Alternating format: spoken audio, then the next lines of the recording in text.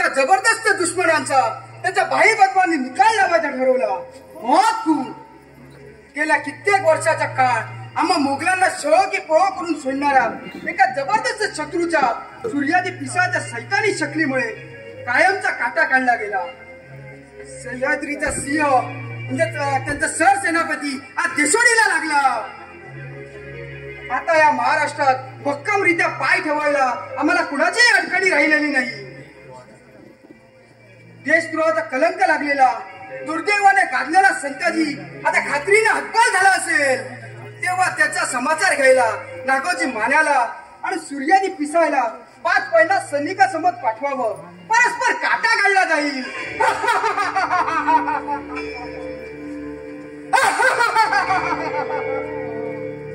खान साहेब, आज आपण खुशीच दिसत आहात. माने, तुम्ही देखील मनमुराद असा. आपल्याला डोईजड झालेला दुश्मन 4 मुंडे चित झाला म्हणून कदून असा. खान साहेब, आपला दुश्मन अजून जिंदा आहे तेव्हा खुल्या दिलानं हसायला अजूनही अवकाश आहे. सर, संताजी आता मेला काय आणि जिवंत राहिला काय सारखंच. नाही नाही म्हणे, एवढ्या कमजोर खात्रीनं नाही. संताजी जातीबंद शेर आहे. बरोबर आहे खान साहेब. आपण जरी काट्यानं काटा काढला असला तरी पायी चालणारे काटे कायमचे जमीनदोस्त केलेच पाहिजे. तोच विचार माझ्याही मनात घोळत आहे. काल परवा झैराने खबर आणली आहे की धनाजी जाधवांनी संताजी घोरपडेचा अगदी कसून पाठलाग चालविला आहे. 1-2दा तर संताजी घोरपडा अगदी हातोहात निसटला म्हणे. खान साहेब, धनाजी जाधव आता जिद्दीला पेटल्यामुळे तो संताजीला गिरफ्तार केल्याशिवाय राहणार नाही. छे छे, धनाजी जाधव विसंबून आपल्याला चालायचा नाही. आपणच काहीतरी जल्दीने हालचाल केली पाहिजे. पिसाळ, आपला म्हणणं रास्त आहे. बोला, काय करायचं आपण? कसा उडवायचा संताजी घोरपड्याला? शिकार जाळ्यात आहे तोच त्याचा निकाल लावला पाहिजे. जाळ्यातून शिकार निसटली की पुन्हा हाती पोहोचणं महामुश्किल. संधी आहे तो ती साधली पाहिजे. म्हणजे संताजी जोवर ओंडी नाही तोवरच त्याला गारद करायचं असंच ना? बेशक.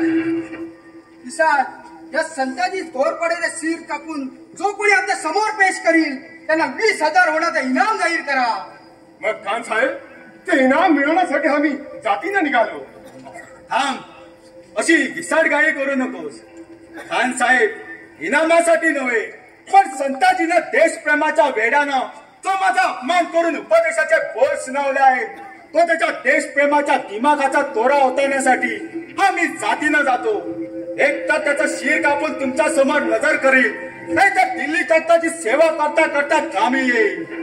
शाबास पिसाळ, या कामगिरीत तुम्ही कामयाब होऊन आम्हाला भेटाल याची आम्हाला खातरजमा आहे. परवरदिगार तुम्हाला जिंदाबाद करील. मग चला पिसा, त्वरा करा. याच पावली याच दुनियेतून संताजीला गाडायला चला.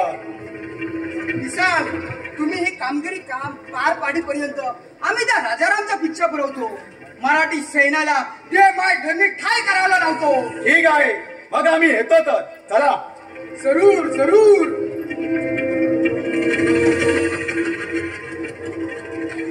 एका दगडात 3 पक्षी इतक्या सहजासहजी मरतील याची कल्पना मला देखील नव्हती. कांबच, तुझं नशीब जोरदार आहे, त्यात शंकाच नाही. संताजी नाहीसा होणार, पिसाळ प्राणाला मुकणार, नागोदीची वासनात लागणार, मराठी राज्य धुळीला मिळणार. आता कसलीच शंका राहिलेली नाही. चला, अगोदरी बडी खुशीची खबर बादशाला खलिता पाठवून मला तातडीने कळविलीच पाहिजे.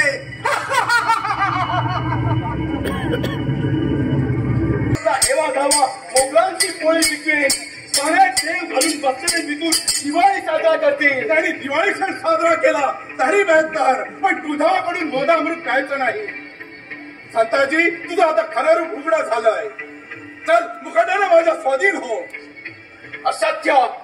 जोपर्यंत माझ्यावरील फितुराचा आरोप नाहीसा होत नाही तोपर्यंत जग बशाडलास तरी मी तुझा स्वाधीन कदापि होणार नाही. फुकाच्या वल्ग्याला बस कर. संताजी, तू आता सरसेनापती नसून परक्या पुढे तोंड भेटणारा फितूर आहेस. फितूर. धनाजी धनाजी धनाजी म्हणून किती नाव पडून मंडळी गेलीस तरी तुला मृत्यू अटळ आहे. संताजी, तुला पकडण्याचा किंवा गिरफ्तार करण्याचा राजाचा सक्त हुकूम आहे. धनाजी, मला ठार मारणं किंवा गिरफ्तार करणं इतकं सोपं काम नाही. शिवप्रभूंच्या तालमीत वाढलेल्या, संभाजीच्या सानिध्यात तयार झालेल्या या संताजीला समोरासमोर 2 हात करून चिकणं अशक्यप्राय झालं होतं. म्हणून मोगलांनी हा वाम मार्ग पत्करला आणि त्या डावाला आमचे मराठी राजे बळी पडले. संताजी, असला दिखाव देखाव पाहायला आणि मन भावी पणाला भुलायला या धनाजीनं राजकारणा राजरात पाऊल टाकलं नाही. तुझ्या बरोबर मीही वाढलोय, राबलो आहे, याची जाणीव तुला असेल. होय, ते विसरणं मी कसं शक्य आहे. बालपणापासून जिगरी दोस्त आपण, पण भीषण भवितव्यामुळे आज आपण एकमेकांचे बळी घ्यायला ठाकलो आहे. धनाजी, शिवप्रभूंचा तो काळ आठव. तू एक उजऱ्या होता, पण शिल्लेदारीसाठी तुझं मन तळमळत होतं. तुझा मनचा गुपित तू माझ्यासमोर उघड केलं. मी तुझ्यासाठी शिवप्रभूंकडे शब्द टाकला. शिवप्रभूंनी तो मानला आणि तू शिल्लेदार झाला.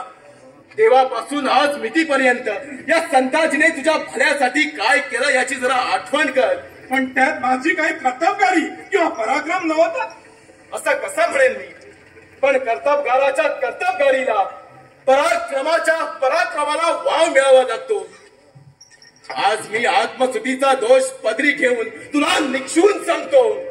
या धनाजी जाधवाला या संताजीनं घडवलं, मानाच्या जागेवर विराजमान केलं. त्याच्या कर्तबगाराला, पराक्रमाला वाव दिलं. हा संताजी नसता तर धनाजी उतरत राहिला असता. संताजी, त्या जुन्या गोष्टींची जाणीव देऊन काय उपयोग. स्वराज्याच्या आड येणाऱ्या प्रत्येक गुन्हेगाराची गर्दन मानलीच पाहिजे. त्याचप्रमाणे निरपराधी निर्दोषही सुटला पाहिजे. खऱ्या खोट्याची पारख झाली पाहिजे. पावन कशी सोना कसावर घासला गेलाच पाहिजे. संताजी, चल मुकाट्यानं माझ्या स्वाधीन हो. राजाच्या हुकमापुढे मान तुकाव. मराठी गादीच्या हुकमापुढे हा संताजी सहस्त्र वेळा मान तुकवेल. पण जोपर्यंत माझ्यावरील कलंक नाहीसा होत नाही, तोपर्यंत मला मोकळाच राहावं लागेल. धनाजी, खरं सांग, ज्यांनी स्वराज्यासाठी खूप तहान विसरून तन मन धन व्हायला, तो हा संताजी जाऊन मोगलांना मिळेल यावर तुझा तरी विश्वास कसा बसला नाही? पण का असा स्तब्ध का झाला? शिवप्रभूंची आण आहे तुला. खुल्या दिलाने बोल, अंतर आत्मेला साक्ष ठेवून बोल. जहांगीरला फाळून, महान मरातबला बळी पडून, धवधवलीच्या लोभापायी हा संताजी देशद्रोही फितूर होईल. धनाजी, तुझी नजर खाली वळली, तोंडही फिरवलंस, तलवारीवरील पकड ढिली झाली. सांग, बोल जीवाच्या जिवलका. तुझ्या निर्वाणीच्या बोलावर माझं भवितव्य अवलंबून आहे. तुझ्या मनाला वाटेल ते संकोच न बाळगता सांग, हा संताजी फितूर आहे? नाही संताजी, नाही. तू देशद्रोही नाही, फितूरही नाही. अमृताचा शिरकाव व्हावा अशी अमृत वाणी तुझ्या तोंडातून पाजरली. धनाजी, आता हा संताजी खुशाल तुझ्या हातातून मरायला तयार आहे. उचल की तलवार आणि चाला माझ्या मानेवर. नाही धनाजी, नाही संताजी, तर या धनाजी जाधवाच्या हातून कधी होणार नाही. पण संताजी, सगळा साक्षी पुरावा तुझ्या विरुद्ध, मुत्सद्दी मंडळी तुझ्या विरुद्ध, राजाचा ओस तुझ्यावर ओढवलेला.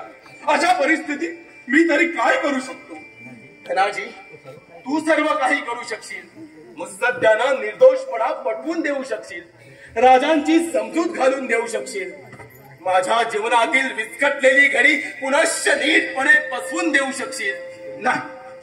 नाही, मी तसं करणार नाही. माझ्या हातून ते होणारही नाही. धनाजी, मी देशद्रोही नाही, फितूर नाही याची तुला खात्री पटली ना? मग मुत्सद्द्यांची खात्री तू का पटवून देऊ शकत नाही? धनाजी, अजूनही तुझ्या मनात किंतु आहे. संताजी, तू निर्दोष आहे, हातचा मराठा आहेस याची खात्री माझ्या मनाला मनोनच पटली.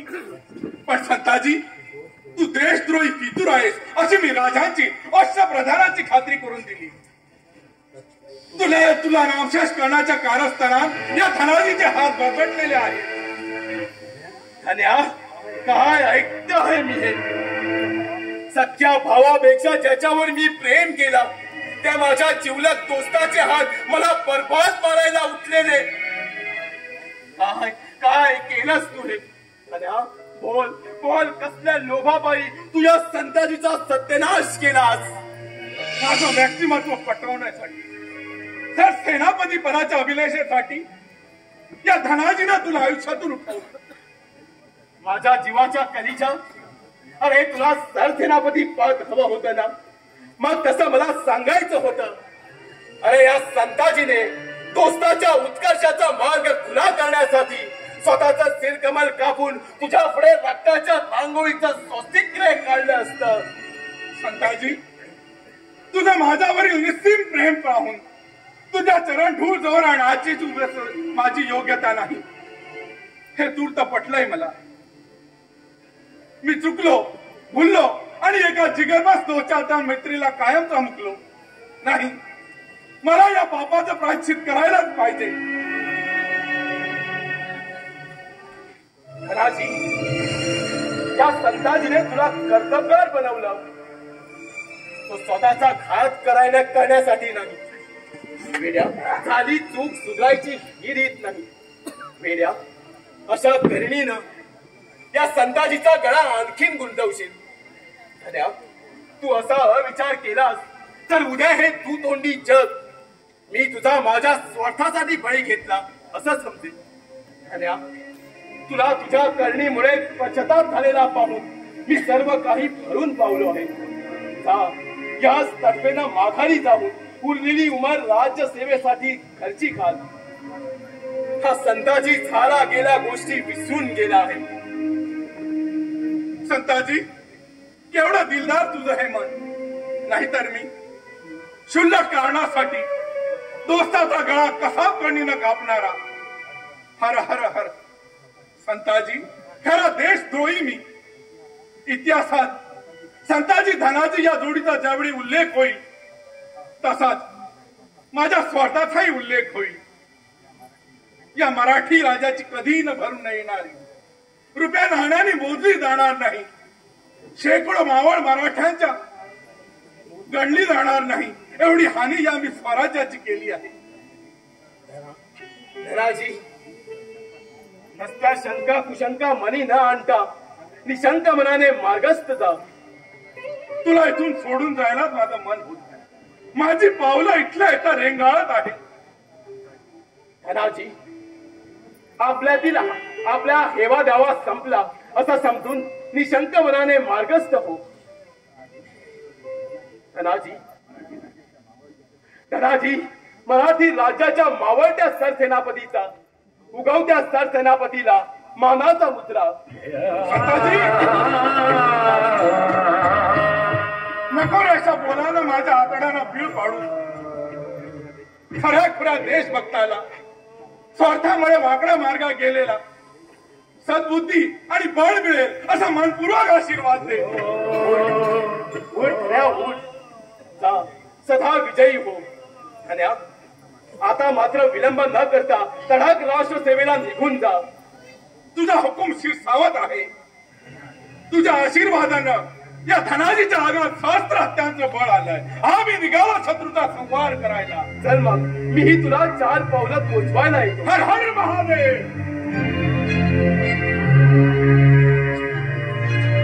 पाहिलास नागोजी, अरे हे मराठे आपसातला बकेडा आपसात मिटवून कधी गळ्यात काळ घालून दुश्मनाच्या उरापासून पोचला काढतील त्याच्या दुश्मनाला देखील ठिकाणा लागायचा नाही. झाली पुरती खात्री झाली. धनाजीला अजूनही चेतवता येईल. कशाला उगाच त्या फंदात पडतोस? अरे वेड्या, संताजीला दूर चारायची संधी या जंगलातच येईल. त्या इथल्या ठपदरीत दबा धरून बस आणि कुणी आसपास नसता पाठ्यामागून त्याला विशाल गारत कर. अरे सणाची गोष्ट साध्य होत नाही, ती वाम मार्गाने साधावी लागते. तोपर्यंत मी त्या चटक चांदण्याचा नक्षा उतरायचा प्रयत्न करतो. ठीक आहे, पण पिसाळ जरा जपून. माणसाच्या रूपात वावणारी ती जहरी नागिन आहे. केव्हा दंश करून निसटून जाईल हे देखील समजायचं नाही. अगोजी त्या गारुड्याने आजवर कैक नागिनेच्या तात सफाईने पाळल्या आहे आणि त्याला मनासारखा खेळवला आहे. आपली मर्जी, पण सावधपणाचा इशारा देणं हे माझं कर्तव्य आहे. म्हणून कैक नागिनीला डोलवणाऱ्या गारुड्याचा मृत्यू अखेर नागिनीच्या दंशातच असतो.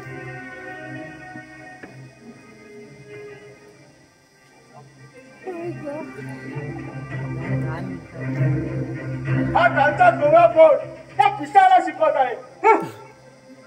कमाजा तुझ्या जवानीचा बहाल लुटायला आज सूर्याच्या पिसात पुन्हा एकदा जातीविषयी आला आहे.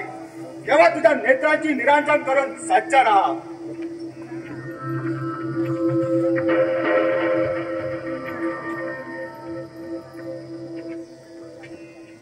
संताजी, काय झालं हे? आयुष्याच्या अखेरच्या क्षणापर्यंत तुझ्या माथी देशद्रोहाच्या कलंकाचा शिलालेखच कोरला राहणार. राजांची गाठभेट घेऊन झाला प्रकार त्यांना विदित करून ज्याचं पाप त्याच्या पदरी टाकू का? म्हणजे हा मित्रद्रोह होईल. मग मी मार्ग तरी कोणता पत्करू? जो सन्मानानं जगात जगायला लावेल तो राजमार्ग. कोण खंडोजी ये अशी गार मिठी दे या तुझ्या हातभागी मित्राला. पण देशद्रोहाच्या कलंकाने कलंकित झालेल्या माझ्या या शरीराचा तुझ्या स्वामिनिष्ठ तेजस्वी शरीराला विटाळू नको. संताजी, अरे कोणता देशद्रोह? तू वेड्या कसल्या भ्रमात पळवतो आहेस?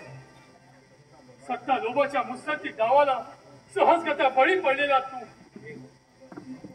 एक अभागी राजनिष्ठ स्वामीनिष्ठ साधा सुद्धा सिपाई गडी आहे. याची जाणीव इतरांना नसली तरी या खंडोजीला खचितच आहे. हे अशी कटळून मिठी मार. अरे ही जीवा शिवाची भेट आहे. दोस्तीच्या मंगल मांगल्याचं प्रतीक आहे. ये संताजी. खंडो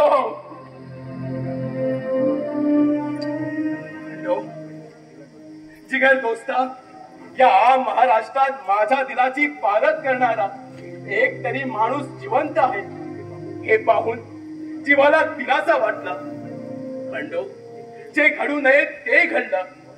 भवानी मातेला या मराठी मर्दाची सेवा नामंजूर झाली. संताजी, असा निराश हतबल होऊ नको. अरे अजून वेळ गेलेली नाही. संकटाची दाट दुखी कालांतराने वितळून जातील आणि तू पुन्हा तेजस्वी चमकेनं चमकू लागशील. सोन्याची पारख होईल. हिडकस आपोआप दूर फेकलं जाईल. नाही नाही खंडो, नाही. मला आता ते अशक्य प्राय वाटू लागलं आहे.